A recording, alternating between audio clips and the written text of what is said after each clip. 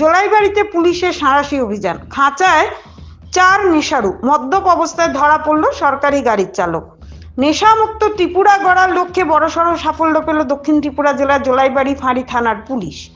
গত রাতে বিশেষ অভিযান চালিয়ে 4 জনকে আটক করা হয়েছে। তবে এই অভিযানে সবথেকে চাঞ্চল্যকর বিষয় হলো খোদ এক সরকারি গাড়ির চালককে মদ্যপ অবস্থায় স্টিয়ারিং হাতে আটক করেছে পুলিশ।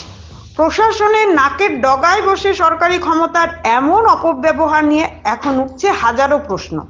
গোপন সূত্রে খবরের ভিত্তিতে জোলাইবাড়ি ফাঁড়ি থানা এলাকা জুড়ে চিরুনি তল্লাশি শুরু করে পুলিশ। জনসমক্ষে মদ্যপান এবং নেশাজাত দ্রব্য সেবন করে এলাকায় অশান্তি ছড়ানোর অভিযোগে হাতে নাতে 4 জনকে পাকড়াও করা হয়। পুলিশের এই অ্যাকশনে এলাকায় সাময়িক স্বস্তি ফিরলেও আসল চমক ছিল অন্য জায়গায়।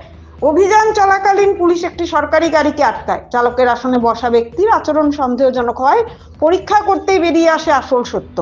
দেখা যায় চালক প্রচন্ড মদ্যপ অবস্থায় রয়েছেন। ভিডিওতে দেখা যাচ্ছে ওই ব্যক্তি নিজেকে নির্দোষ দাবি করার চেষ্টা করলেও পুলিশের জেরার মুখে কার্যত দিশেহারা হয়ে পড়েন। প্রশ্ন উঠছে, যার কাঁধে সরকারি দায়িত্ব এবং জননিরাপত্তার ভার, তিনি কিভাবে আইনের তোয়াক্কা না করে মদ্যপ অবস্থায় গাড়ি চালাচ্ছিলেন? পুলিশ সূত্রে জানানো হয়েছে ধৃতদের বিরুদ্ধে আইনি প্রক্রিয়া শুরু হয়েছে। সরকারি চালকের এমন আচরণকে প্রশাসনিক নিয়মের চরম লঙ্ঘন হিসেবে দেখা হচ্ছে।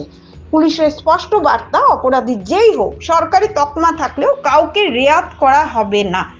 আগামী দিনেও এই নেশা বিরোধী অভিযান আরো কঠোরভাবে চলবে। নেশার গ্রাস থেকে সমাজকে বাঁচাতে পুলিশ এই উদ্যোগ প্রশংসনীয়।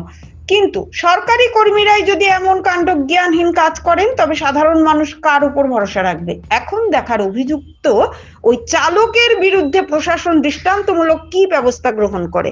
ভানুচন্দ্রের রিপোর্ট, আসাম প্রাইম নেটওয়ার্ক।